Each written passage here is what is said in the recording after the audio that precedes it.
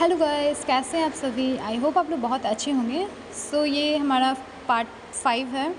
I hope आप लोगों ने पहले का वीडियो देख रखा है। Let's start.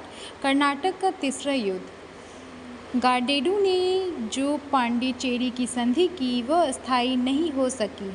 सच बात तो यह था कि दोनों इस संधि के द्वारा युद्ध को कुछ देर के लिए टाल देना चाहते थे। सन 1763 में पुनः यूरोप में सप्तवर्षीय युद्ध आरंभ हो गया। अतः पुनः भारत में भी दोनों लड़ पड़े, लेकिन अब तक अंग्रेजी की शक्ति काफ़ी मजबूत हो गई थी।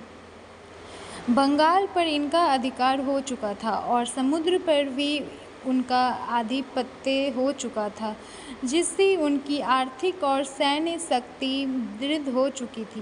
फ्रांस की सरकार ने काउंट लैली के नेतृत्व में एक विशाल सेना भेजी, लेकिन उसे सफलता नहीं मिली। चंद्रनगर पर अंग्रेज़ों ने अधिकार कर लिया। अंत में 1760 में वांडीवॉस के युद्ध में फ्रांसीसियों की हमेशा के लिए हार हो गई। लेकिन तभी पेरिस की संधि हुई और सप्तवर्षीय युद्ध समाप्त हो गया। फलस्वरूप भारत में भी दोनों में संधि हो गई। पांडिचेरी फ्रांसीसियों को दे दिया गया, उनकी सैन्य शक्ति कम कर दी गई। इस प्रकार फ्रांसीसी हमेशा के लिए नष्ट हो गए।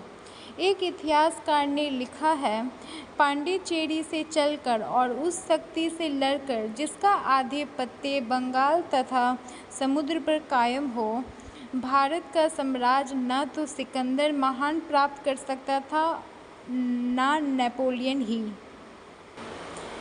परिणाम: कर्नाटक के तीसरे युद्ध के बाद फ्रांसीसियों का प्रभुत्व हमेशा के लिए समाप्त हो गया।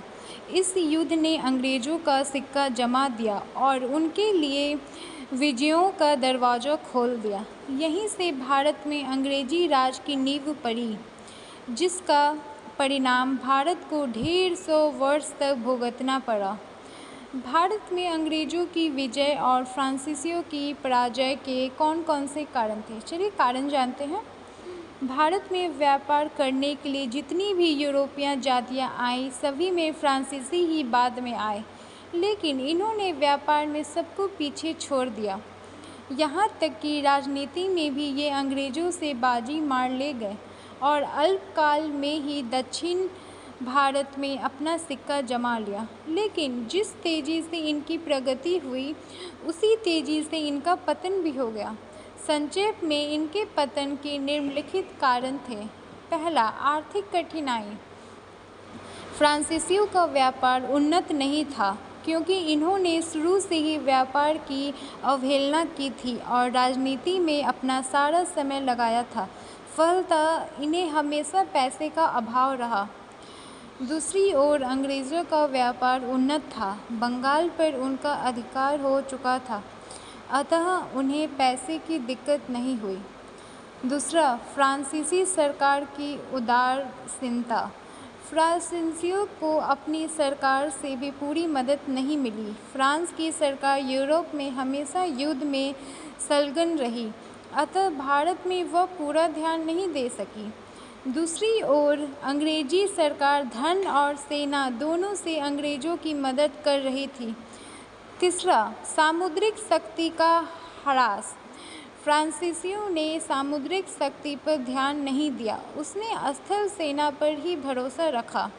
लेकिन यूरोप से आकर भारत पर विजय पाने के लिए समुद्री शक्ति का दृढ़ होना आवश्यक था। अंग्रेज़ों ने इस तथ्य को समझा था, अतः समुद्र पर उनका अधिकार था। चौथा, सरकारी नियंत्रण।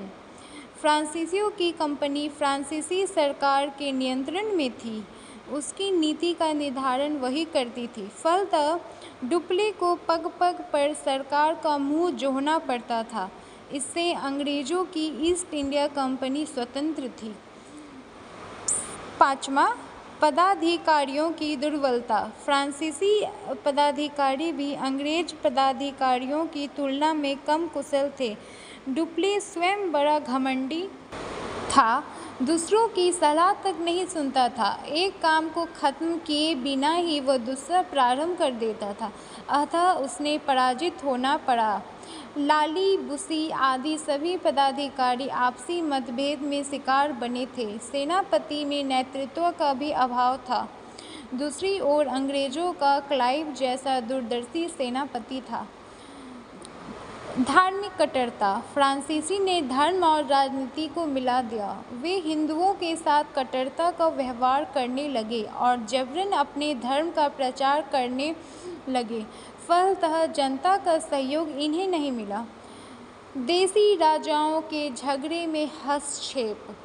फ्रांसीसी भारतीय देसी राजाओं के झगड़े में टांग अड़ाने लगे, अतः देसी राजाओं की सहानुभूति ये खो बैठे।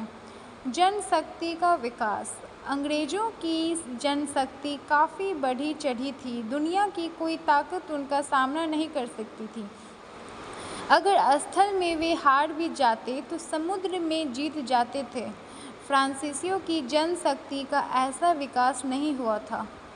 यूरोप में पराजय। यूरोप के युद्ध में फ्रांस की हार हो गई थी, अतः भारत में भी इस पराजय का उनके मनोबल पर असर पड़ा और वे हार गए।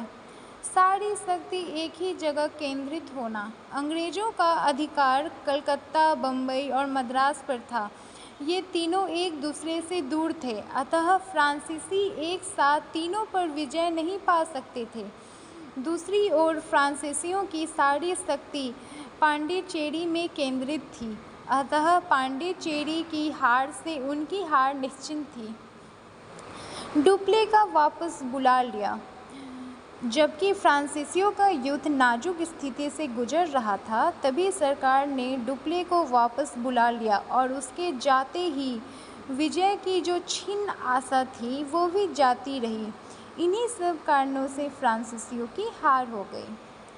सो गाइज, नेक्स्ट वीडियो में हम जानेंगे अंग्रेजी राज्य की स्थापना। Thank you.